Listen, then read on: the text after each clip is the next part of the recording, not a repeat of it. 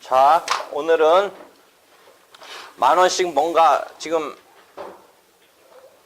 손해를 입었다고 해서 소송을 내는 경우를 상정해봐. 10,000원씩짜리의 소송.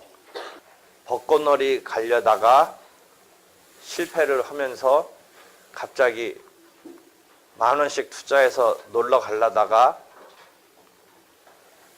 결국 빵꾸가 났을 때 10,000원의 피해 보상을 선뜻 헛쪽서 돌려주지 않을 때 만약 받아야 된다면, 그리고 그게 타협적으로 해결이 안 됐을 때 어떻게 소송상 우리가 1,000원이 등장해서 10,000원씩 받는 소송을 X1, X2, X80명까지 다 원고가 돼서 받아야 되는지 때문에 갑자기 그 이야기로 갔어요.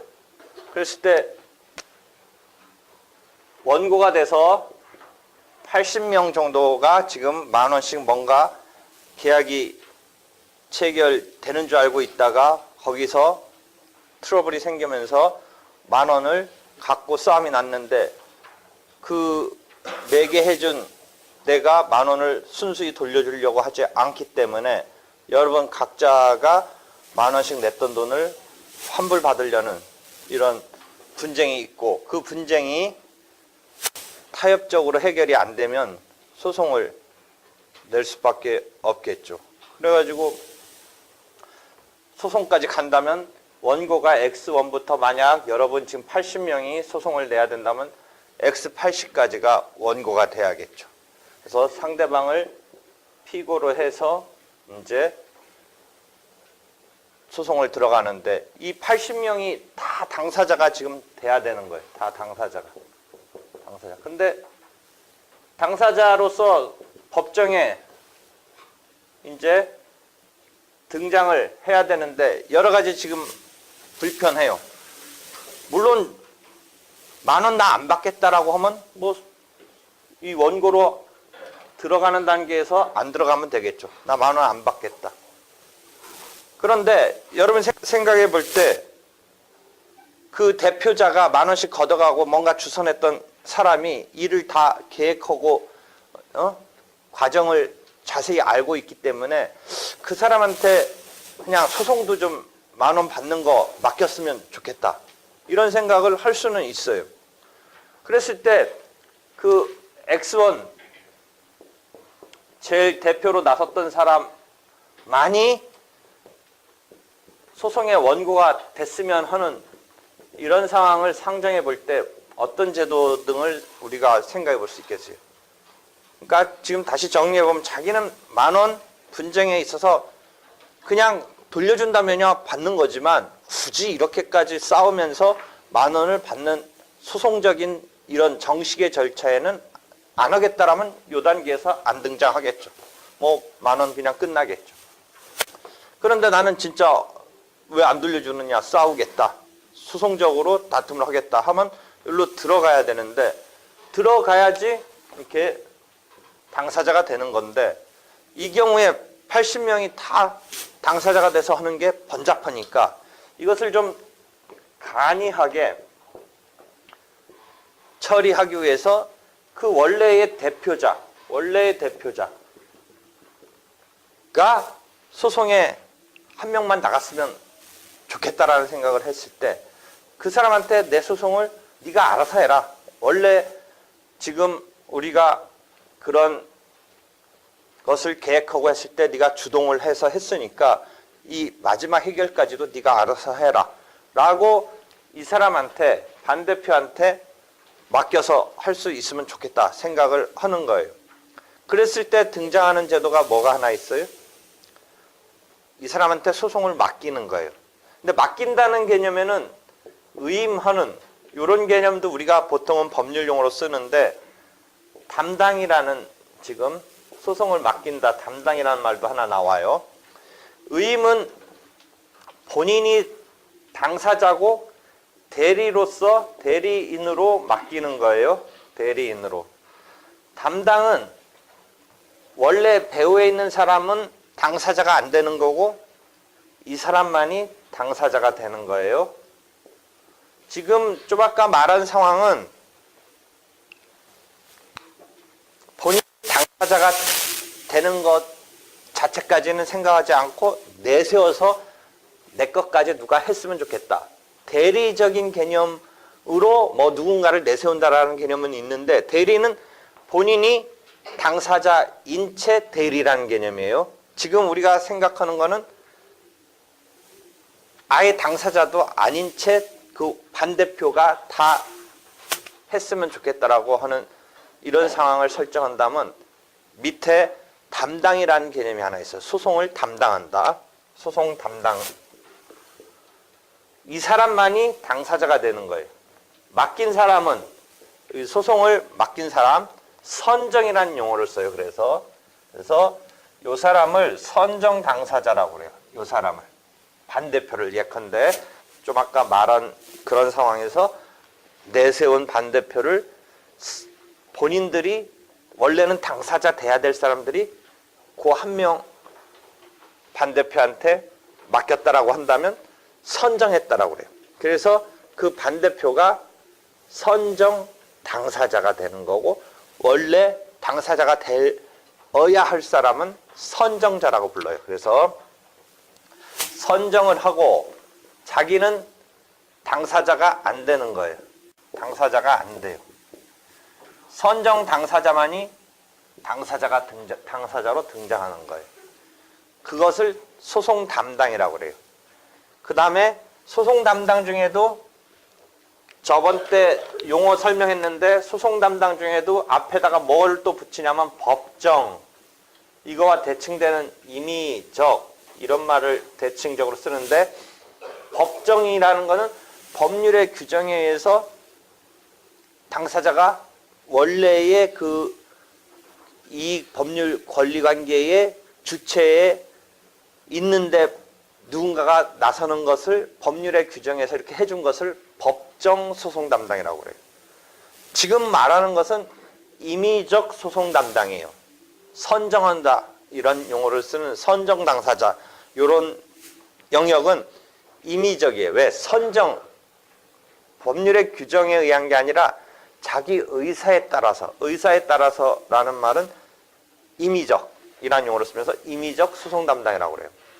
다시 법정 소송 담당은 우리가 앞에서 한두 번씩 얘기했는데 채권자 대의권이라는 민법 404조의 책임재산을 보전하는 제도가 소송상 등장했을 때, 즉 채권자 대의 소송의 경우에 그 경우는 원래 을의 병에 대한 채권에 대해서, 그러니까 이 권리 의무 관계는 을과 병의 관계인데 갑이 을에 대해서 채권이 있는데 이 채권을 자기가 원고가 돼서 을의 병에 대한 채권을 병을 상대로 갑이 원고가 돼서 소송을 내니까 원래의 권리 의무의 주체는 을의 채권인데 지금 갑이 민법 채권자 대의권의 요건을 충족한다는 뭐 이런 전제하에 원고로 등장하는 소송에 있어서 법률의 규정, 민법 404조에 의한 즉 소송 담당자로서 갑이 소송 담당자로서 실은 을의 병에 대한 채권을 원고가 돼서 행사하는 이런 담당자 제도에 있어서 법정 소송 담당 이 이야기를 하고 있는 거예요. 그래서 저번 때 판결의 효력에서 이 원고가 갑으로 나오고 만약 그렇다면 병으로 피고가 나오는데 갑병 간의 판결의 효력이 실은 원래의 권리 의무의 주체인 을에게 효력이 미치느냐 아니냐에서 조문은 218조 사망의 타인을 위해서 소송 당사자로 등장한 자가 받은 판결은 본래의 그 권리이익 관계의 기속 주체에게 미친다라는 218조 사망의 조문을 판례는 약간 제한적으로 을이 이런 소송 대의소송이 있음을 알았을 때 하나여 받는다라고 한다라는 판결의 효력과 관련된 이야기를 해줬어요. 지금은 선정 당사자 얘기를 하려고 하는데, 이렇게 선정 당사자로 나선 갑이, 이번의 경우는 을이라는 사람, 병, 정 해서 아까 말한 대로 우리가 10,000원짜리 뭔가 여행을 계획하고 계약금으로 낸 게 성사가 안 돼서 반환을 받으려고 한다라고 했을 때 그 80명이 반대표 갑에게 소송을 담당시켰다. 그래서 선정을 했다. 요거는 대리가 아니고, 그 다음에 채권자 대의 소송이 아니고 임의적 소송 담당으로서 선정을 한 거예요. 그러면 이런 선정할 수 있는 것의 관계를 민사소송법 53조가 선정당사자 제도라는 것을 두고 있어요. 즉 아까 이제 출발해서 설명을 돌아가서 한다면, 전원이 소송에 등장해서 당사자가 되면 여러 가지 번잡을 해요. 그렇잖아요. 소송에 다 등장을 원고로서 80명이, 경우에 따라서는 더 큰 수도 있고 3명일 수도 있지만, 그런 복수의 법률관계에 같은 어떤 법률관계 때문에 엮였다가 이제 분쟁이 생겼을 때 자기는 소송 않겠다고 해도 그건 가능하지만, 만약 소송을 해야 된다라고 했을 때 그 사람들이 같이 소송에 막 등장함에 있어서 자기는 그냥 맡기고 싶다. 그럼 맡긴다라는 개념은 다시 또 돌아와서 대리라는 개념은 있어요. 대리인 선임하면 돼요. 그러니까 우리가 대리라는 개념에는 또 역시 여기 대리를 본다면, 법정 대리인, 여러분이 민법에서 임의 대리인 이런 것을 배우죠. 법정 대리인, 법률의 규정에 의해서 예컨대 미성년자의 경우는 친권자가 법률의 규정에 의해서 대리인이 되는 거죠. 반면 임의 대리인은 의사에 의해서 대리가 되는 거죠. 그러니까 법정 대리인은 본인의 능력을 미진하니까, 행위에 있어서 무능력자니까 법정 대리인이 그것을 커버해준다, 보충해준다. 본인의 능력을 보충하는 의미에서 등장하는 거고, 성인의 경우라도 시간이나 어떤 지식, 정보 이런 게 부족하니까 누구를 대리를 쓸 수 있는 거예요. 법률행위에서 임의 대리가 인정되듯이 소송에서도 소송행위, 즉 소를 제기하고 법정에 가서 변론을 하고 하는 것을 맡겨서 할 수 있는 제도가 임의 대리 제도로서 소송 대리라는, 즉 87조의 변호사 대리의 원칙이라고 해서 소송 대리에 있어서의 제도는 임의로 할 수 있는 건 인정하되 본인이 직접 하는 것을 막지는 않는다라는 의미에서 변호사 강제주의까지는 채택하고 있지는 않다. 일반 민사소송에서는. 그런데 본인이 시간이나 지식이나 정보 같은 게 부족해서 맡기는 임의 대리적인 이런 것을 소송에서도 인정한다. 그래서 소송 대리인이라고 하는데, 만약에 그렇게 해서 맡겨야 된다면, 대리로 맡겨야 된다면 그 대리로 등장하는 사람의 자격은 원칙적으로 변호사 자격자이어야 된다는 게 민사소송법 87조의 변호사 대리의 원칙인 거예요. 물론 여러 가지 예외는 있어요. 만약 소액 사건의 경우라면, 좀 아까 같이 100만 원짜리의 사건이라면 실은 자기의 일정한 형제 등의 가족 등에 대해서는 설사 변호사 자격자가 없더라도 형이 또는 동생이 10,000원짜리 어떤 소송을 해야 될 때 여러분한테 너 법대 다니니까 좀 가서 해라라고 한다면 가능은 해요. 여러분이 변호사 자격이 지금 없어도 그 형제지간이기 때문에 소액 사건이라고 그래서 이 소송 목적의 값이 2천만 원까지가 소액 사건인데, 그런 2천만 원 이하의 사건, 이런 범주의 소액 사건에서는 형제지간에 할 수가 있어요. 그 다음에 단독 사건이라고 해서 소송 목적의 값이 1억 원 이하의 경우에는 허가를 받아서 할 수는 있어요. 일정한 그런 관계에 있는 자가. 이해되겠죠? 그래서 그런 정도에는 변호사 대리 원칙이 예외가 있을 수 있지만 기본적인 거는 타인을 내세워서 대리라는 개념으로 하려면 변호사 자격자를 전제로 해서 맡길 수는 있어요. 근데 지금 말하는 건 그렇게까지는 아니고 반대표한테 일의 어떤 처음에 시도부터 흐름을 잘 알고 있으니까 왜 이 문제가 터졌는지 등을 뭐 내가 일일이 반대표랑 우리가 다 그것을 파악을 해서 가서 주장을 펼치고 이겨내기 위해서 하는 뭐 그럴 수도 있겠지만 그게 시간적이나 뭐 그 일의 경과나 이런 것에서 여간 불편하니까 그냥 반대표 네가 가서 해라 라고 했을 때 더더욱 이건 대리관계가 아니고 네가 다 당사자로 가서 해라 라고 해서 선정을 시키는 선정, 그래서 임의적 소송 담당이라고 부르는 제도인 선정할 수 있는 이런 조문이 53조에 있어요. 다만 민사소송법 53조에 조문이 있다고 해서 이게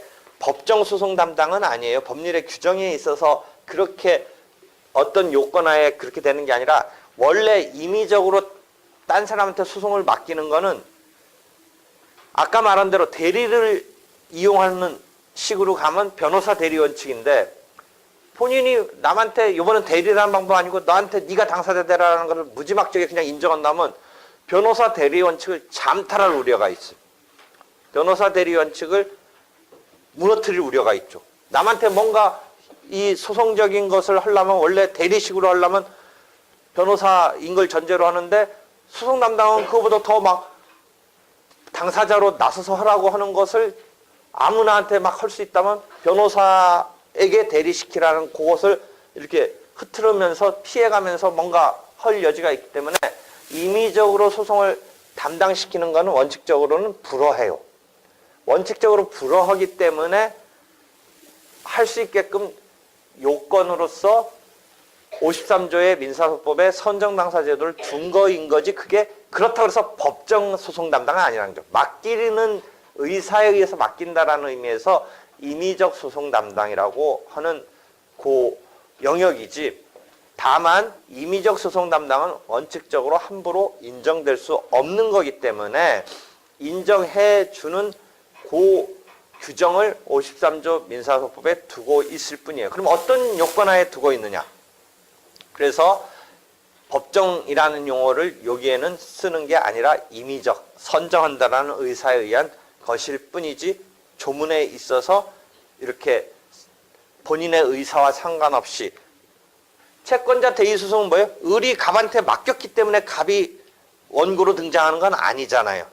채권자 대의권이라는 요건을 충족해서 갑이 등장하는 거지 을이 너한테 내 채권을 네가 원고가 돼서 해라 라고 의사에 의한 것이 아니니까 채권자 대의소송은 법률의 규정에 따른 원고로 갑이 등장하는 것이니까 법정소송 담당인데 반해서 지금 선정당사자 제도는 맡기는 것인데 그 맡기는 것이 함부로 인정될 성질이 아니었던 건데 조문에 있어서 맡길 수 있게끔 해주는 제도로 등장하는 거일 뿐이지 그런 의미에서 법정이 아니라는 거죠. 조심하는 건 할 건 임의적 소송 담당인데 어떤 요건하에 어떻게 인정되느냐.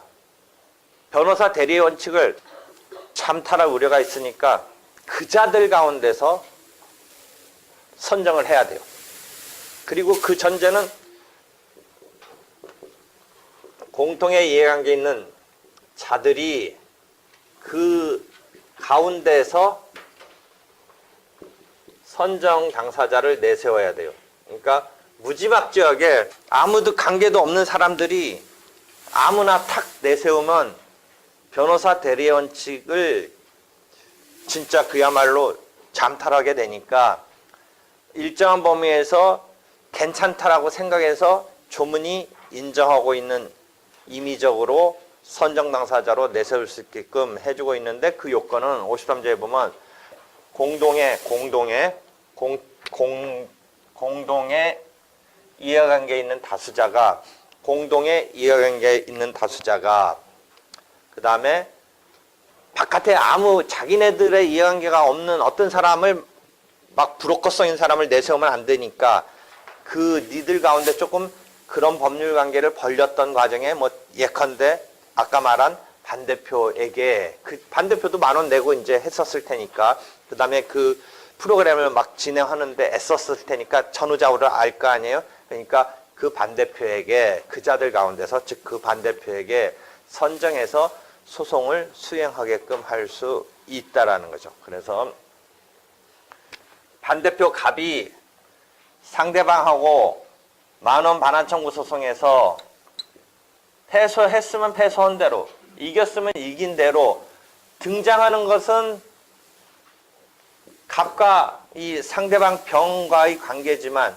병이라고 하지 말고 여기 병이 있으니까 Y와의 관계지만 갑과 상대방 Y의 관계지만 역시 218조 3항에 의해서 기판력의 주관적 범위인 218조 3항에 의해서 그 판결의 효력은 그 여러분 하나하나에게 다 생긴다 이런 거죠. 만약 깨졌으면 여러분 10,000원 못 받는 것으로 판결 효력을 받는 거고 이겼으면 원래 판결문에 등장하는 당사자는 반대표 갑과 상대방 Y와의 관계지만 이 갑한테 선정한 선정자인 여러분 개개인에게 이 판결의 효력이 미친다. 그래서 10,000원을 만약 받아야 되는 식으로 판결이 났으면 받을 수 있다고 났으면 받게 되는 것이다. 이해되겠죠? 그런 식으로 이게 선정 당사자라는 개념.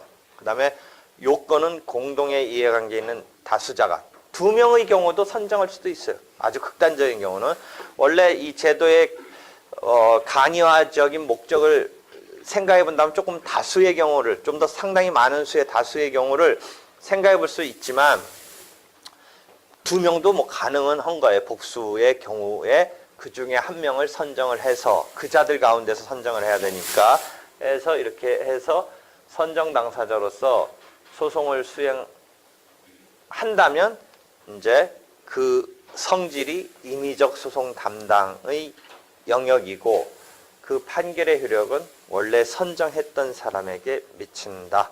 그래서 이런 제도가 지금 복수의 어떤 동일한 어떤 사건 사고에서 등장하고 있는 자들이 소송을 이용할 수 있게끔 하는 제도로서 지금 갖고 있는 거예요.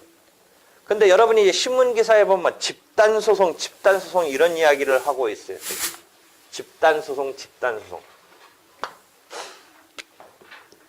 느낌은 알겠죠? 집단 소송이니까 뭔가 이렇게 막 여러 명이 집합제로서 소송을 수행한다.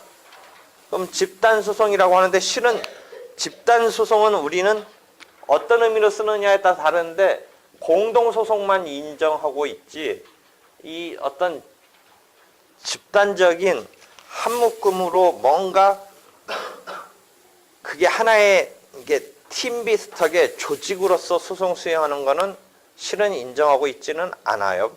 그러니까 신문에서 나오는 집단 소송은 여러 가지로 쓰여요. 복수의 당사자가 예컨대 무슨 식품을 먹었다가 뭔가 피해를 입은 여러 사람, 뭔가 어디에 회원으로 가입했다가 정보가 누출돼서 피해 입었다고 여러 사람이 소송을 수행하는 거, 뭐 이런 거. 그런 경우 다 집단 소송이라 부르는데 정확히 말하면 공동 소송일 거예요. 실제 현재 소송에서는 어떤 불량적인 제품에 의해서 소액의 다수 피해자, 그 다음에 승부는 이길지가 좀 명쾌하지가 않은 뭐 이런 거예요. 그러면 그런 경우에 소액의 여러 사람에 대해서 제일 또 한편 등장하는 게 뭐예요?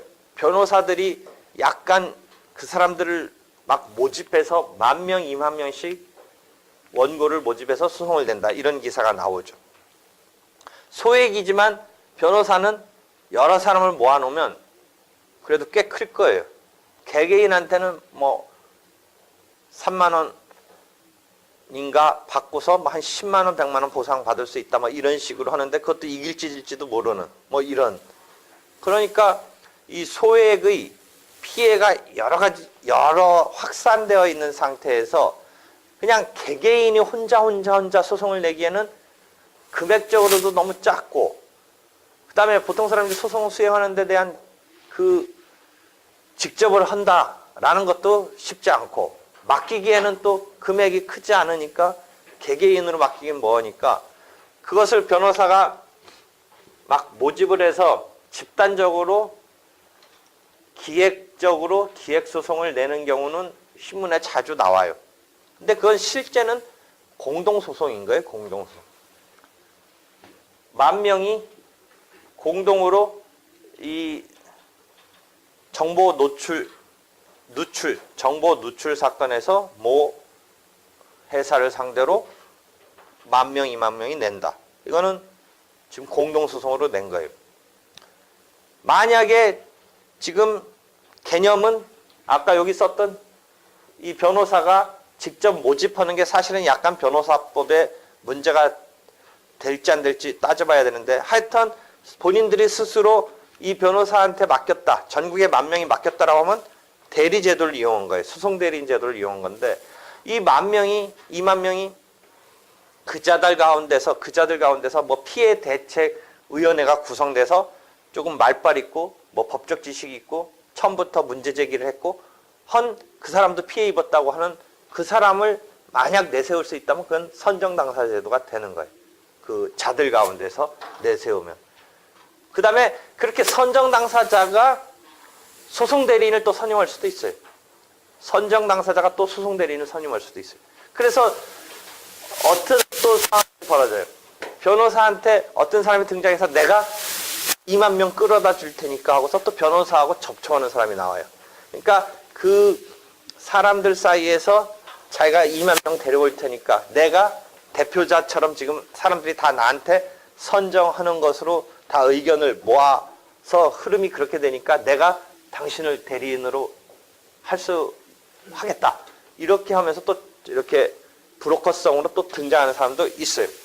선정 당사자 자체는 임의적 소송 담당자이고 그 담당자가 당사자로서 소송 대리인을 선임한다. 이런 개념도 있을 수는 있다라는 거죠. 그렇죠. 그렇게 해서 지금 이렇게 신문지상에 가끔 나오는 집단소송은 실은 공동소송이다. 그럼 본래의 집단소송은 뭐냐? 아까 말한 대로 그런 피해자의 회복위원회, 회복 모임 자체가, 조직체가 소송을 낼 수 있느냐의 그런 개념이에요. 그럼 저번 때 무슨 얘기 한번 했어요?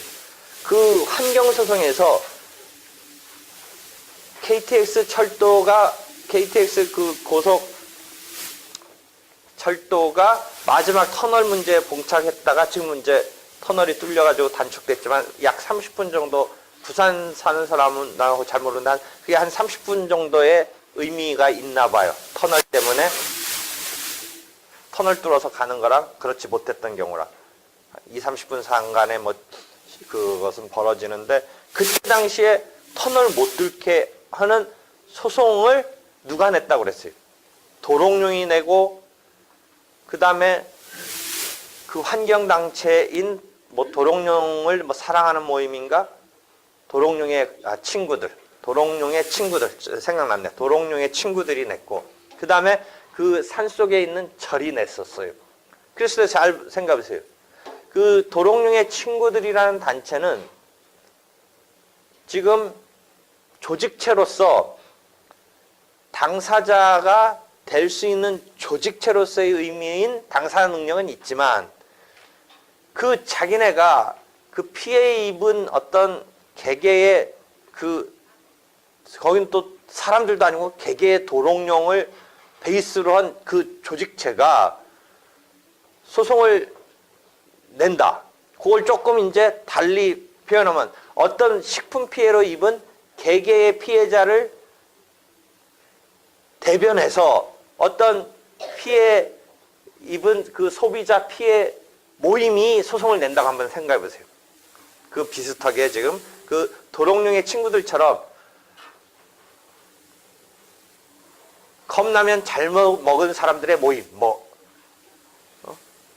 뭐죠? 불량식품을 잘못 먹은 사람들의 모임이 낸다고 쳐봐요. 그래서 나 컵라면 잘못 먹은 사람이 막 거기 특정 지역에 한 일주일 사이에 팔린 컵라면에서 뭔가 이상한 물질이 들어가서 다 복통을 일으켰어요.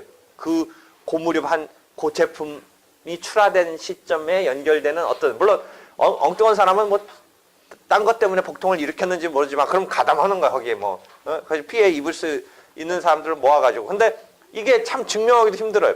그때 산 영수증 그 지역에서 그래가지고 진짜 자기는 좀 장이 튼튼해서 사실은 복통이 안 일어난 사람도 있고, 어떤 사람은 장이 불량해서 사실은 그거도 관계없이 또 일어났고, 또 뭐 싸잡아서 다 그럼 뭐 복통이 일어난 걸 또 병원 간 사람은 병원 가서 다 배 아프다고 왔는데 그 단계까지는 아닌 사람인데 분명히 복통은 났는데 참았고 뭐 이런 사람은 어떻게 해요? 그거 참 증명하기도 힘들고 막 그렇잖아요. 그러니까 하여튼 그런 집합체가 나서 탁 해줬으면 필요성은 분명히 있는 건데, 그 복통을 일으킨 사람들의 모임 이런 데다 탁 소송을 낼 수 있게끔 해주자 했을 때, 그 조직체가 일단 항구적인 독립적인 조직체로서 당사자가 될 수 있는 능력이 있느냐가 통과해야 되고, 그 다음에 능력이 통과한 다음에 그 조직체가 과연 이 피해에 대한 원고가 될 수 있느냐의 당사자 적격을 통과해야 돼야 되는데, 집단 소송을 인정하고 한다면 어떤 그런 피해 모임의 대표자적인 조직체에다가 소송을 낼 수 있는 이런 자격을 준다든지 하는 이런 발상이에요. 그래서 이런 집단 소송은 미국의 클래스 액션이라는 식의 방식이 있고, 독일의 단체 소송이라고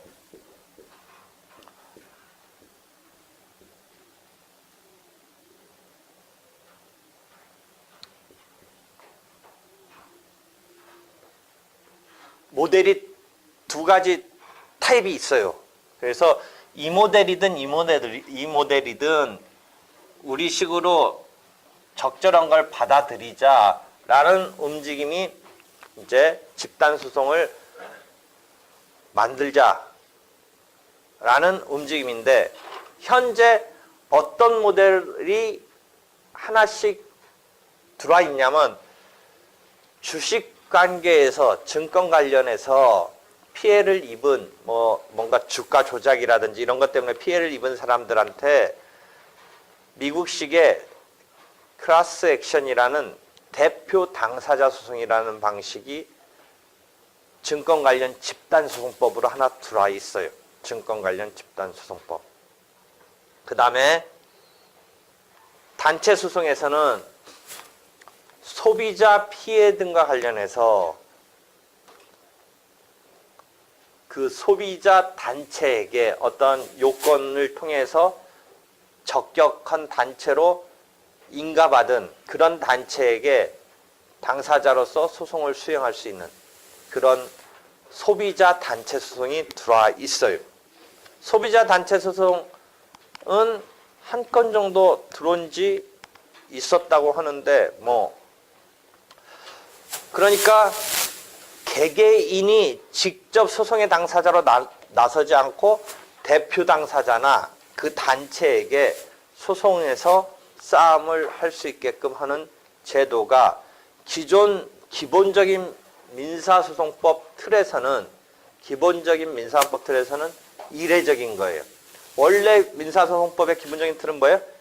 피해 입은 자가 개개로 나서서 싸우되 간이하게 본인이 나서지 않고 할 수 있는 것으로서는 선정 당사자 제도 정도만 인정되고 있고, 기본적으로는 공동으로 자기가 직접 나서서 개인으로서의 의미든 여러 사람이 공동으로 의미든 직접 나서서 하는 걸 전제로 하고 있는데, 다만 선정 당사자 제도 정도는 인정하고 있는데, 요런 틀은 되게 민사소법, 전통적인 민사소법에서는 이례적인 거입니다. 그래서 이례적인 거지만 클래스 액션, 단체 소송 이런 개념의 이례적인 것을 지금 하나 증권 관련 집단소송법에서는 대표 당사자로서의 소송으로서, 그 다음에